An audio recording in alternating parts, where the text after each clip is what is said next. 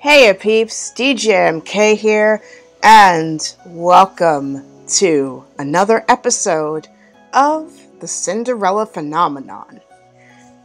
Now, the title, you are wondering, why am I mentioning grad school here? Well, that's because I'm going to grad school. Surprise! So yeah, I'm going to grad school. And I actually start today, believe it or not. I know, I'm kind of floored myself. It was last night. And for a little bit, I thought it was not going to happen. I thought I'd have to accept, hey, I may not be able to do it. It just might not be enough. I may have to wait until next year, etc. But then I got a surprise yesterday. We actually saved up enough funds to be able to cover the course and get all the books and stuff. So, and on top of that, it was today. So, yeah. So yeah, I'm going to be attending grad school, which means the schedule that I have for my live streams is going to be slightly different than usual.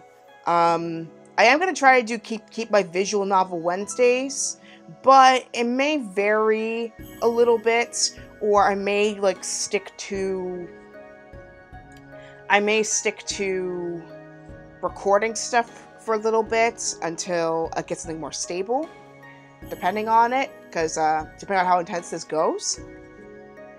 But anyway, it might have to happen either around this time, which would be a little bit of a stress when it comes to my American viewers, but a little easier in the international community, or late at night, which would be a bit more flexible for American viewers, but then maybe a little bit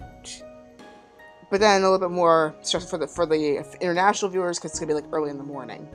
But yeah, long story short, I'm going to try and figure out what my schedule would be for Wednesdays and possibly the rest of the week. But for the most part, I'm going to try to get back to Monday, Wednesday, Friday format.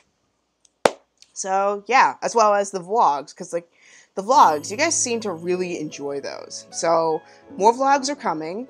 In terms of what you've heard, yeah, it's confirmed. I'm going to Baltimore Comic-Con at the end of September. So I'm super excited about that, and I hope to see you there if you happen to bump into me down there. This will be my Baltimore Convention Center debut, and yeah, I'm totally excited. But since I only have an hour of streaming in full, and I've got to really cut it off in an hour because I've got much more preparation I need to do for tonight. Let's just go ahead and get right to it. Hello, everybody. And in case you recognize him from my vlogs, this is Jeremy. Say hello, Jeremy.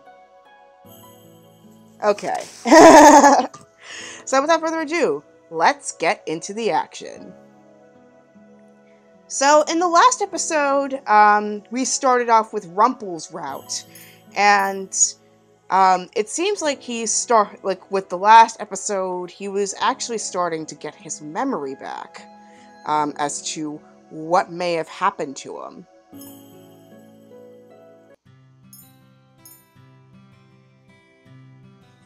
And at first he tried to pass Lucette, what I like to call the most annoying princess in the kingdom, or borrowing from Ryan Higa, MAPOTK. But anyway, trying to pass Lucette off as his wife, I may have gotten incorrect in terms of what action I did. I'm gonna go through this route, how I would have gone, and what the actual answers are once I finish this run. So Rumpel managed to get back one of his memories, which turns out he used to be a doctor, specifically a family doctor and a pediatrician, and he came across one of his former patients on the street. Apparently, if he comes across an epiphany on his own, the notebook starts filling up with the memories that he used to have. But in terms of how we would find those new memories, we're not sure about. So, Rumpel right now is giving us a present for helping him to get his memory back. But whether Lucette would accept it or not is a big question, because I have to keep in mind this is Lucette at the beginning of her journey. What she turned out to be with Rod's journey is not here in this route. So I basically have to pretend like, what would she react to in this instance? And it's kind of hard to figure out how she thinks in the beginning. Like, closer to the end, it's a lot easier, but then the beginning, it's really tricky, because, like, she's very much the opposite of me. So I have to try and think, like, what would she do in the situation? And I kind of remember that in the beginning of the game, she always thought that every kind action had a price.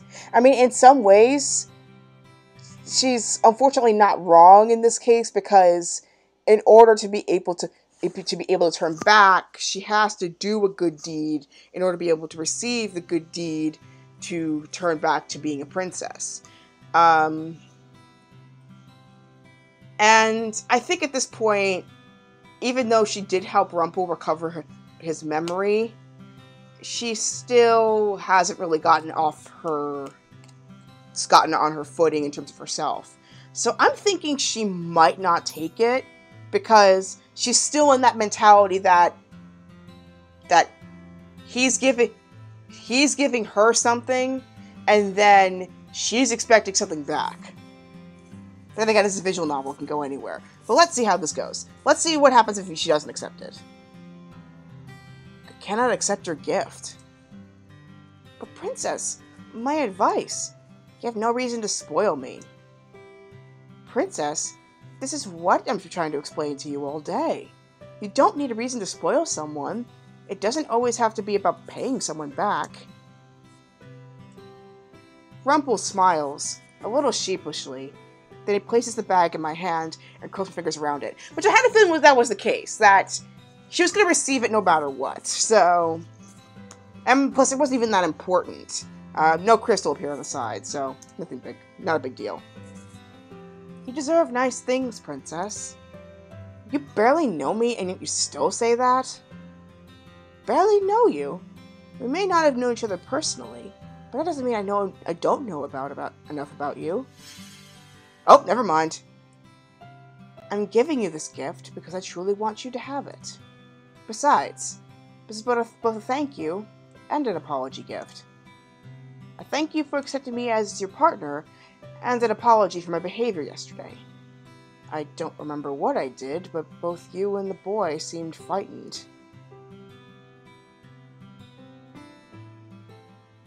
I look down at the little bag. I open it up, and inside is a little white chocolate piece fashioned into the shape of a flower. A lily. It's not much, but you absolutely must accept it, princess. Otherwise my guilt would drown me in the dark shadows of sorrow for the rest of my time. Lilies are my favorite flower. Which would explain the logo. Roll credits. Anyway.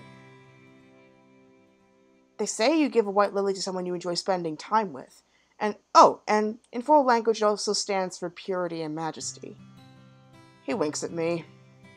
Perfect for you, princess. Why? Why what? Why would you give this to me? No matter what you say about doing nice things for people, I don't see how that applies to me. And why would you thank me for being your partner? I did not even want to be your partner at first. But you do now. I'm unable to withhold my surprise. Rumpel raises an eyebrow, then sighs. Princess, you don't trust compliments, do you? Mother... I worked it out! Yay! I'm actually getting into Lucette's mind! I'm doing it! I'm doing it! I'm smart. I'm smart. I've only done one walk through this game, and already I'm starting to get her. Yes! Alright. Mother always told me that people were two-sided. They say anything to make you believe they were your friend. No?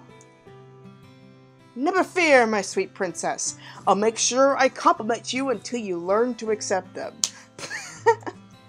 But, no buts. I derive my happiness from making ladies like yourself happy. The compliments may seem strange to you, but don't worry, you'll see it in time. See what? The connections between people. You assume I'm just a flirt, but I get to know an awful lot about people.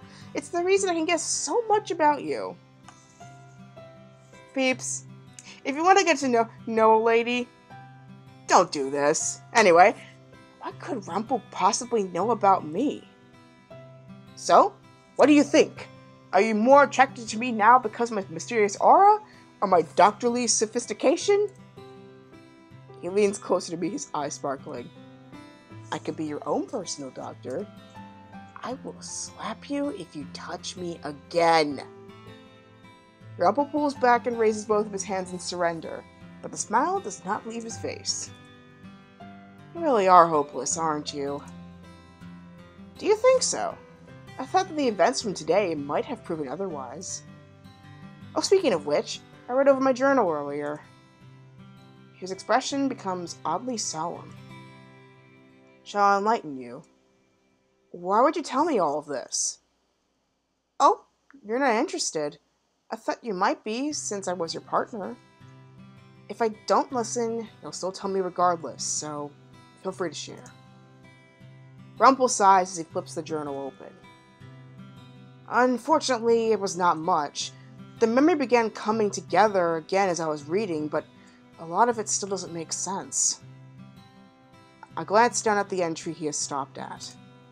Look at the bottom of the page, Princess. I follow his gaze to the bottom of the page and pause, noticing a conspicuous gap. There's no signature. And I always sign the end of every entry I write. I wonder if that might be the final piece of the puzzle. The final piece of your curse? If my name refuses to show up in the book, it may very well be the final memory I need to regain.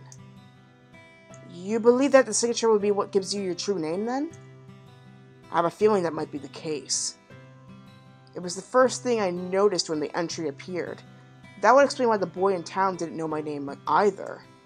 And there's something else. Something else that's missing? The journal entry is cryptic at best. Vague. Almost like an incomplete puzzle piece. I stare at him, notwithstanding.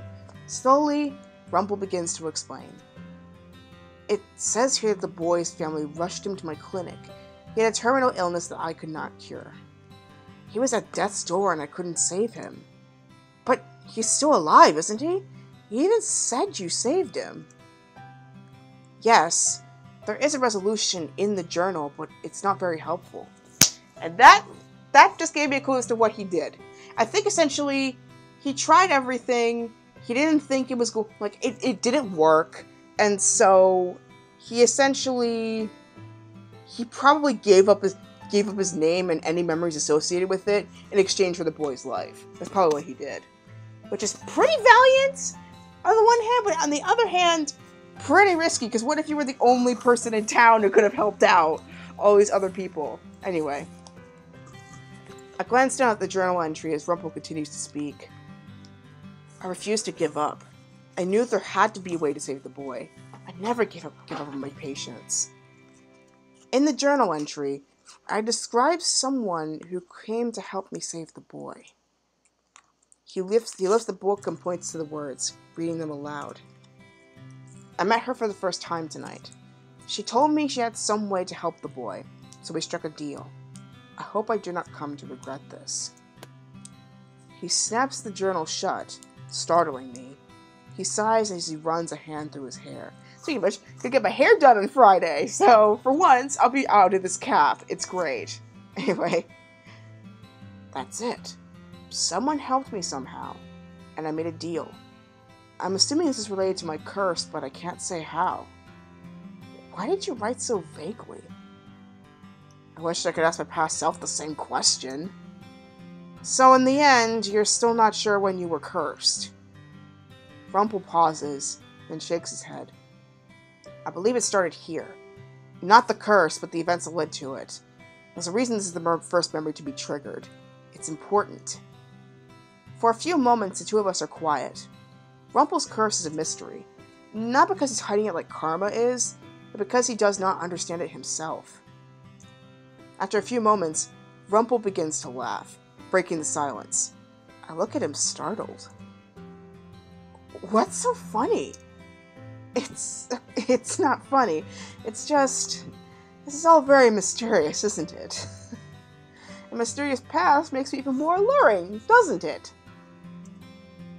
Only Rumpel could take such a serious moment and change it into this. Well, what do you think, Princess? Are you drawn into the mystery of it? I have no choice. You'd tell me even if I didn't want to know. Oh, but you do. I could see the curiosity in your lovely golden eyes. And I could see it earlier today, too. Thank you for accompanying me to town. And with that, I only met the boy because you were there to guide my way. We were looking for medical supplies. That boy appeared through mere coincidence. No, it was more than coincidence. It was destiny! And yes, I'm going to ham it up, because he is fun like that. Fine. Whatever you say. Listening to him is exhausting. Makes me realize how tired I am. Me too. Me too, Lucette. Mostly because of you! Anyway. And all these relations are making my head spin. Yeah, you're not wrong on that one either, actually. I'm going to bed now. I'm too tired for this. It has indeed been a busy day. We will continue this enlightening discussion some other time. Perhaps. I turn to walk away with a little chocolate in my hands. As I walk back towards the darkness of the hallway, Rumpel's soft voice echoes behind me. Sweet dreams, my princess.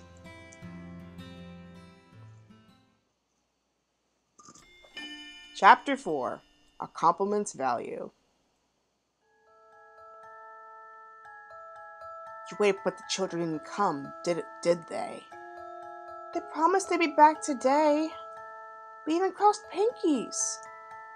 Promises are futile, dearest heart. But I told you before, and I tell you again, people are selfish creatures. They will always put their own well-being before others. No one does anything selflessly. To put your trust in someone is weakness, Lucette. Even those that make promises will only keep them if it benefits them. And you, my sweet, were obviously not beneficial to those children. So they didn't like playing with me? No, they did not. Come here, darling. You do not need those other children. The two of us can play together as we always do. I can always trust you, Mother? Of course, my love. That felt so devious. Sorry, Jeremy. Anyway. Man, like, I'm starting to actually have kind of some fun, like, acting out the mom, even though I still hate her to the core. Anyway. My head feels foggy. Maybe it was because it took me forever to fall asleep yesterday. And then, to make things worse, I ended up having that dream. Mother, you're the only one I can trust. She's been corrupted as sin! Anyway. Right? At least you're questioning it, though. I slowly slide out of my bed and make my way over to the dresser. The little bag is still where I left it last night. I open it up, and with a little white chocolate lily fall into my hand. That's pretty, though. Is he really trying to help me? I remember his face yesterday and his bright smile as he presented it to me. I slowly run my fingers across the delicate white petals. He couldn't have known lilies were my favorite flower. Unless he was one of the two kids that played that day. Oh my god! Anyway, there's no reason to be sentimental about something like this. It's just silly. I'm about to put the flower back in the bag, but I stop, eyeing it once more. Slowly, I bring it to my lips and bite off a small petal. It is actually pretty good. I stuff the little flower back into the bag and make my way downstairs. The march-in is not busy this early in the morning, but everyone is starting on their chores. At least I assume as much when I see Anise and then Waltz, who is helping her stack things. Then I hear rising voices and I realize that all is not all is calm. At least I don't have to pretend to be something that I'm not. You said that you're not pretending when you go around flirting with all the female patrons day in and day out? You can't seriously mean all the drivel you spout. Karma and Rumpel stand on opposite sides of the table, staring each other down. A teacup filled with what looks like to be cool tea sits close to Karma, abandoned. Flirting with a lady is not a crime. One day your flirting is going to get you even more trouble than it already has. I've never had a lady say I mistreated her. Not once. Oh?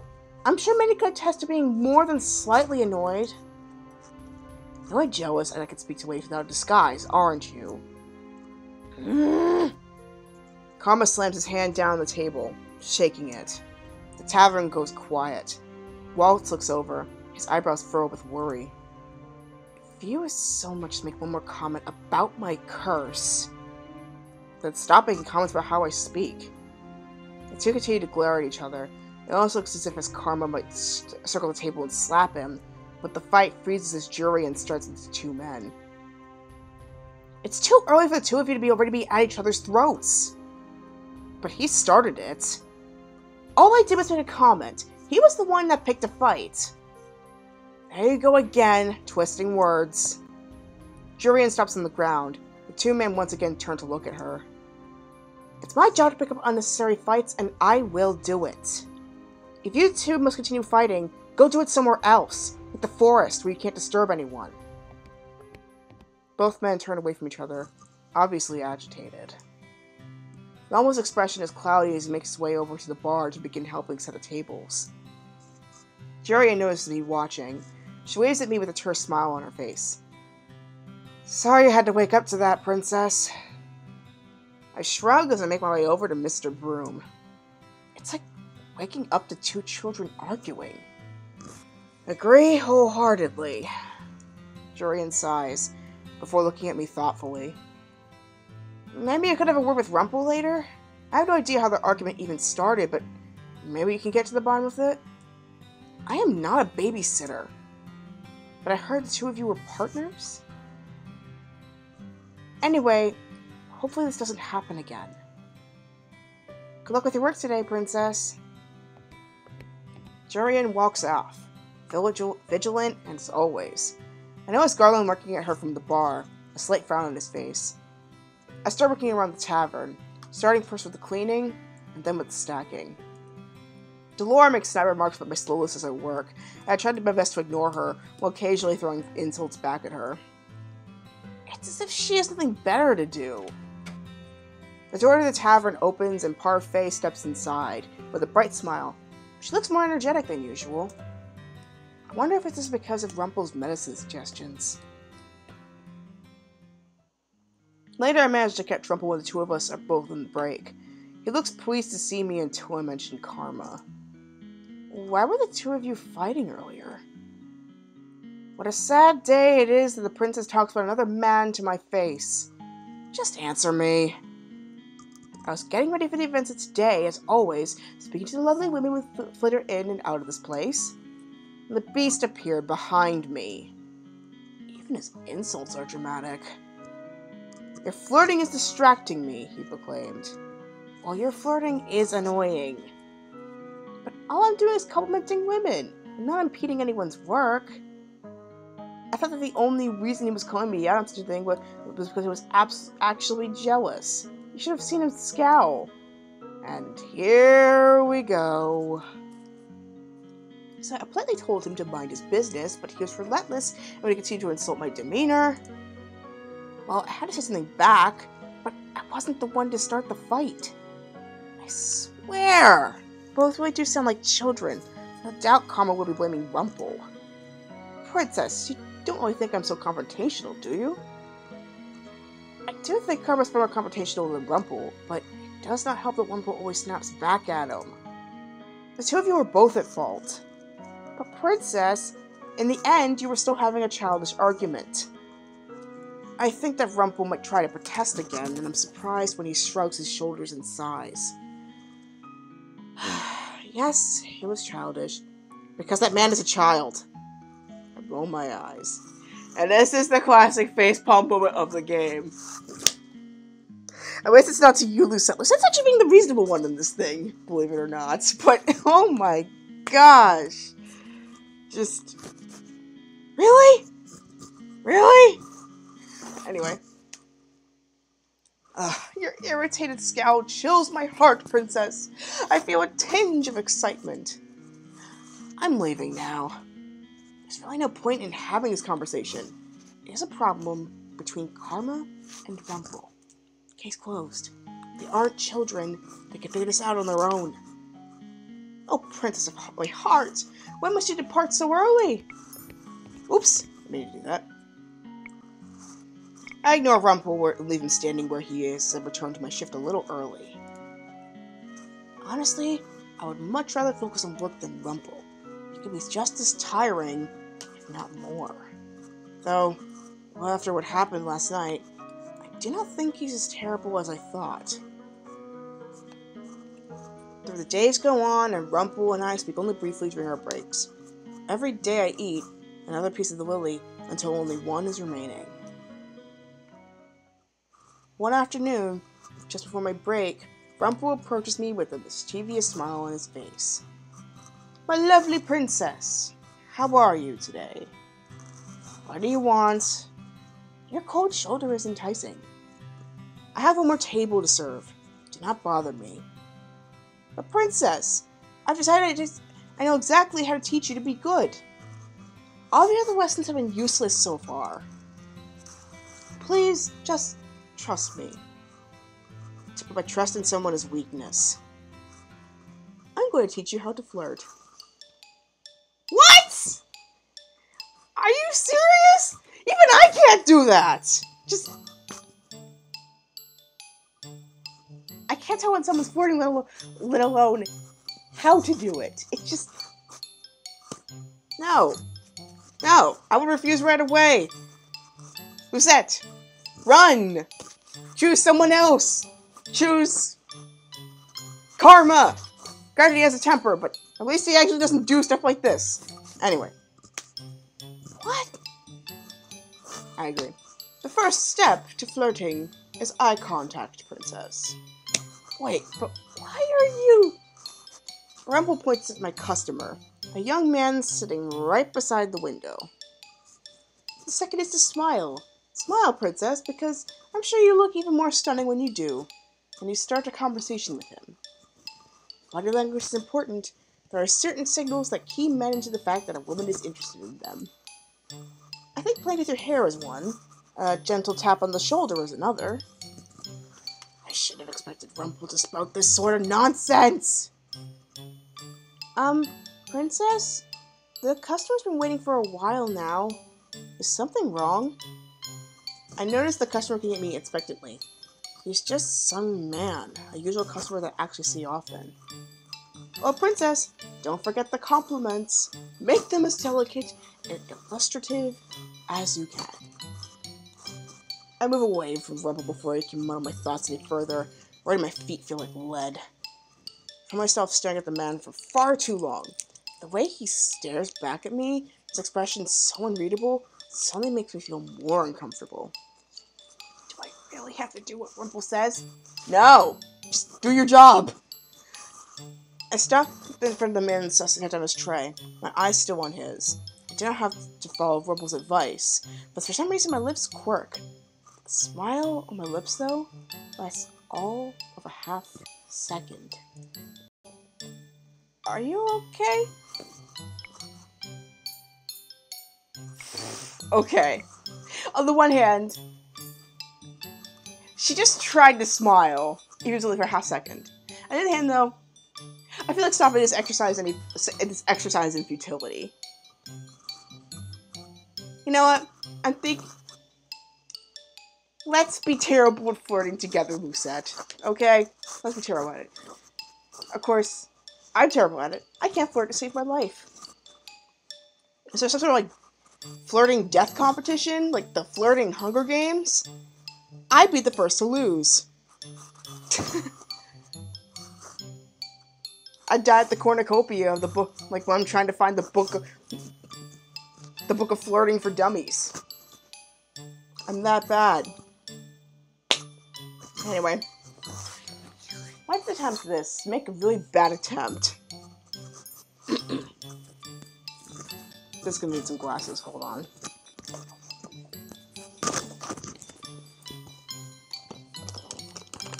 Because I like looking nerdy.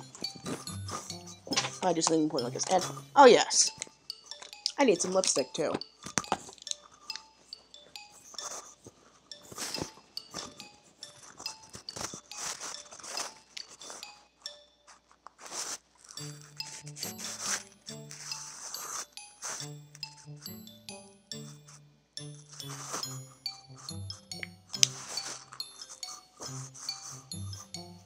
What do you think? I don't even know how I look like. Let me see.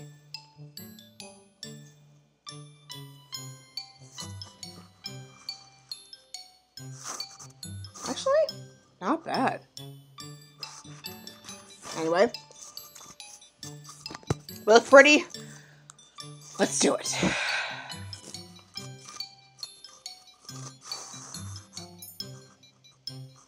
I could feel Rumpel smiling at my back. Is there anyone but him? I would think it was some kind of prank. Considering this is the way Rumpel acts all the time, maybe he's really trying to help me? I try to recall how I flirted with his customers before. I could not help but notice you were alone, sir.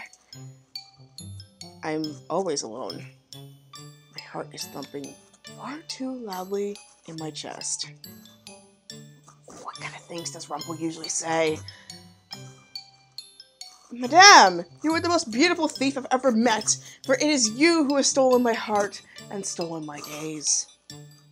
Your eyes are the most captivating than the stars, my sweet. If I could, I would stare into them forever and lose myself in their majesty. You remind me of the rose with thorns, but the thorns are what make the rose so alluring. All he does is spell complimentary gibberish. I'll try to do the same.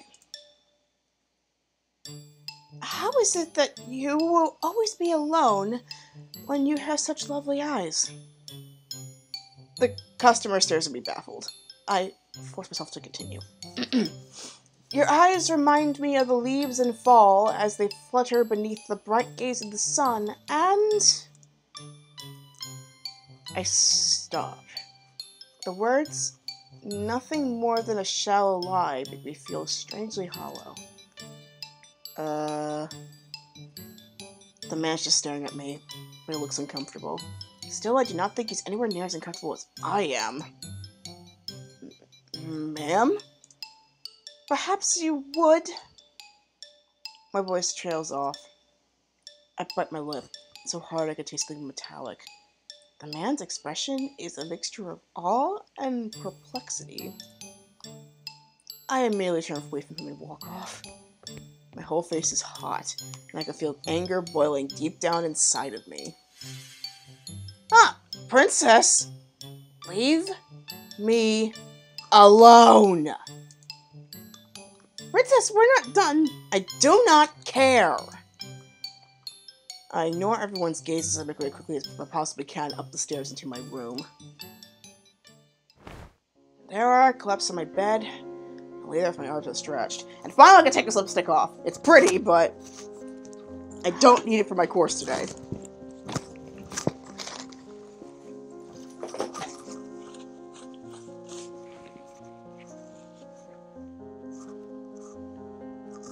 Anyway. Why would I have ever even thought of taking Rumpel's advice? Hours go by, and eventually I realized that it was time to help Anise with the night chores. Now I'm helping her restock some of the bottles that Waltz and Karma brought back from town. I hope Anise does not mention what happened earlier today. Slip out of bed and head down to the main area of the tavern. The room was mostly quiet by the time I go downstairs. Parfait and Delora are talking to each other at a table. Karma passes me by as I walk downstairs. He looks exhausted and oddly frustrated. I make my way over to Anise, who's already putting bottles on the shelves. Oh, Princess, are you okay now? I'm fine. Now, what did you need me to do? Anise explains how restocking works. She shows me the labels on the shelves and explains that the empty spots are where the new bottles go. It is not a hard job, and what I can easily do without thinking too hard. For a while, the only sounds that can be heard in the margin are the bottles clinking against each other. Underneath that is the murmuring between Parfait and Delora. I have no idea what they're talking about, but they look serious, so it must be something important. So, Princess? Can I ask what life was like at the palace? Right. She can't remember working in the palace before. I don't mean to pry. I was just trying to make conversation. I would rather not. Oh, okay. Eventually, Parfait and Delora step from their seats and move to another room to continue their conversation. Anise breaks the silence again. The tavern is nice when it's quiet like this, isn't it? You can hear the sounds outside if you open a window. My hands move stiffly, placing bottles and shelves by label. All I want to do is get the work done and then return to my room. It was like this at the old place I used to work. I was hired by a rich family to be their maid. Their mansion was a beautiful place. You could hear the crickets if you were by the windows on the bottom floor. It seems like her memory's been twisted by my curse, so she cannot remember working at the palace. All she remembers is working for a rich family. It was a nice place, Princess. There was a girl close to my age that had a radiant smile. Radiant smile. She must be talking about Emmeline. The head of the mansion is a really kind man, and... She looked drowsily quiet, a look of confusion coming to her face. She pauses, then shakes her head. I can't remember everyone that was there, but I'm pretty sure they were all good people. At least I like to think so. I was just a bad maid. She was. Because of her, Delora's dress was torn. I was too ashamed to tell one of the mistresses that I couldn't save her doll. Save her doll? Anise looks down, her smile wistful. I was fired on my first day because I couldn't save one of the mistress's dolls. I was the one cleaning her shelves that day, and when I went in, I saw a crow had come in through the open window and was pecking at one of the dolls. I shooed it away, but I was too late. The doll had a little rip in its dress, and I was fired for not doing my job properly. So it wasn't Anise or Delora's dress, but a bird? Is this why Delora insisted Anise deserves an apology? What happened after you were fired? Lady Parfait found me on the streets. I couldn't go back to my aunt's house, not after what happened. She never liked me anyway. Anise's face clouds briefly with sorrow, but the expression is short-lived. I can never forget the day I met Lady Parfait. I told her I would be able to help her and anyone else that got sick. That I can even do all the cooking since I've been making meals for my father since I was a young girl. I begged her to take me in and she did. I owe Lady Parfait a lot. Why didn't you go back to your father after you were fired? I knew it. My father passed away a while ago. My mother died after giving birth to me. My father was an herbalist, and he taught me a lot while he was still with me. So before Rumpel came in, I helped Lady Parfait with herbal remedies. So you have no one. That's what I thought, but now I have everyone here. The Marchen is my family now. Family. Princess, we're all happy to have you here too. You really helped out around the Marchen, and I can tell Rumpel's happy to have you as a partner. The memory of what happened today slowly slips back in my mind. I can't help the irritation bubbling up inside of me. I know he's a little overwhelming, but I'm pretty sure Rumpel's really trying to help you. Just like he's helping Lady Parfait. It is not the same thing at all. Silhouette continued working until her niece makes another wistful comment. The place I worked before this, it felt like there was a warmth in that gigantic home, but it was stifled. That place isn't warm at all. I speak the words without even meaning to. Anise looks up at me curiously. The king suddenly started speaking to me when Mother died, but it was never enough. Before that, he was cold and distant, and even now he favors his new wife and children over me. There are people, but they all wore fake smiles. And my father, he was the worst of all. I may as well have never existed to him. Princess, I'm sorry. For what? You're talking about the palace, right? The king always seemed so nice. He put his kingdom before his children. Anise fidgets nervously. I'm sorry. Apologies are not going to change the past. Sometimes apologizing seems all we can do when we can't change something that's already happened. I think about Anise, who tried to save my doll, and the way I fired her that day. Robert told me that once all I had to do was listen to people and sympathize with them. Could that also be true for finding out the truth? All I could do to make up for what I did to her is... Ooh! This is hard! Because on the one hand, she doesn't remember a thing of what she did. But on the other hand, though, if she apologized now, this will be a way that she could start fixing things when she does regain her memory. Dang, game, you had to throw this in now. You had to throw this in now. And I've got 20 minutes. And as much as I want to leave this in the cliffhanger, you know what? I'm not going to do that. For this playthrough, I'm going to go through as much as possible. And then maybe we'll naturally go to a cliffhanger. And you know what? I think Lucette is finally starting to realize that there's no catch to kindness. So I think, to make this right, I think she should apologize. I'm sorry. Huh? Anise looks at me clearly shocked. She stares for a few moments before I scowl at her. Staring is rude. Oh, I was just... Why are you apologizing to me, Princess? It's for something I did that you wouldn't remember. That I wouldn't remember? You should tell me.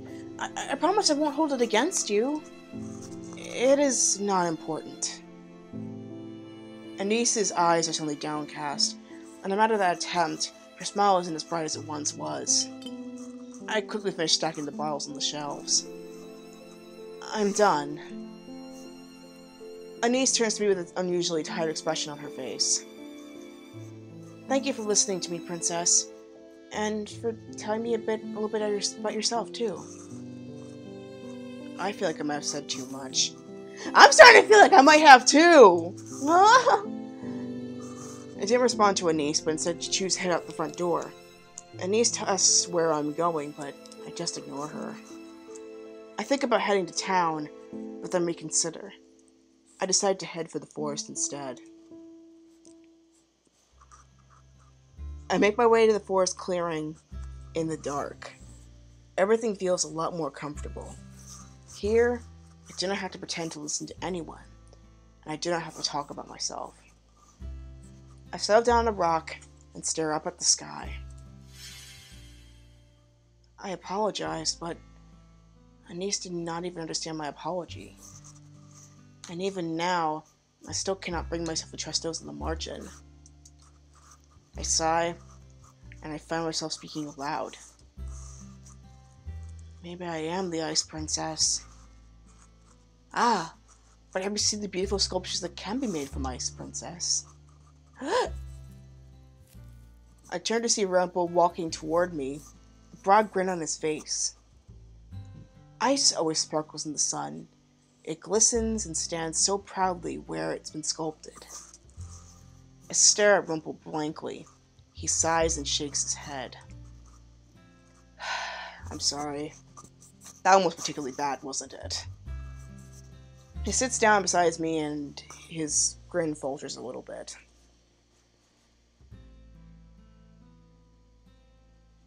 I have no white lilies to give you this time, my sweet princess, but I will offer anything else you would need for me to apologize for my advice earlier today. I can offer anything, my words, my body. I cut Rumpel off as I'm not in the mood for his usual behavior. You're always like this. All you ever do is flirt. Any meaningful thing you try to say is lost in the flattery you constantly give to people. It's shallow. You're right. What? I stare at him.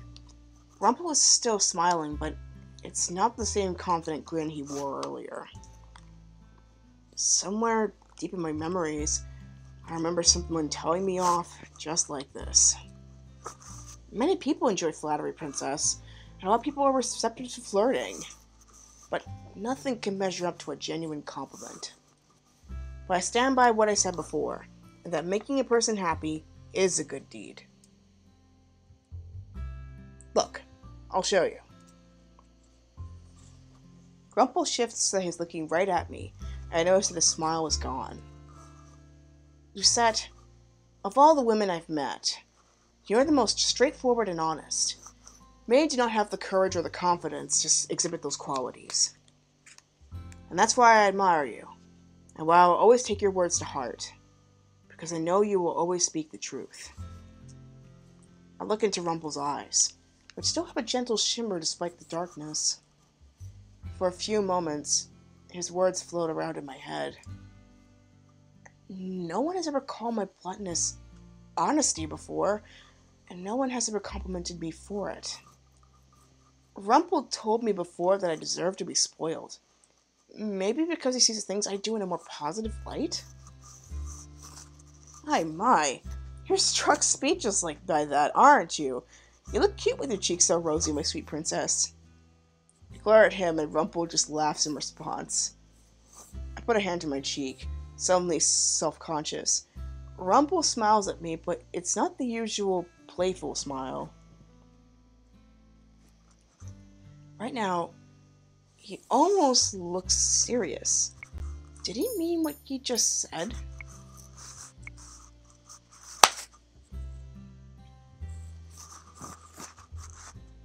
Do I cut it? Do I not? You know what? Let's cut it here. It's a great moment to cut it off because just yeah, I'm devious like that. But yeah, this is actually a really good chapter, and this turned out way more interesting than what I thought. Yeah, gotta find the unity in your plots, yo. What up, t-shirt reference? But anyway, thank you so much for joining me on this video. I know it's a little short, but I promise you, I will do a longer episode next week. Probably gonna start earlier, so that way I have a longer stretch of videos, and once I establish more of a consistent schedule, then it'll be a lot easier for me to do it. But yeah, in the meantime, got a few surprise projects in the works, and just glad to be back. I just had to get some new headphones because, unfortunately, the really cool ones, the gaming ones, they got ruined. So I'm gonna have to go with these for now until I get like a replacement set or fix them, whatever comes first. But anyway, thank you so much for watching this video. Here's all my social media pieces. If you want to get in touch with me, Twitter's where I update the most frequently. I also have Steam, Twitch, Discord, PlayStation Network. Of course, my YouTube is DJ MK Off the Air. My live streams are starting at the end of this month, so that's coming back. Good news. Excuse me. And finally, with my blog, mahokunoichi.blogspot.com. And of course, if you want to check me out in person, I will be in Baltimore on September 28th through the 30th, 2018 at the BCC. And the price is not that bad, $65 for 3 days. It's really nice. Anyway, thank you so much for watching this video, and I will see you in the next one. Bye, everybody!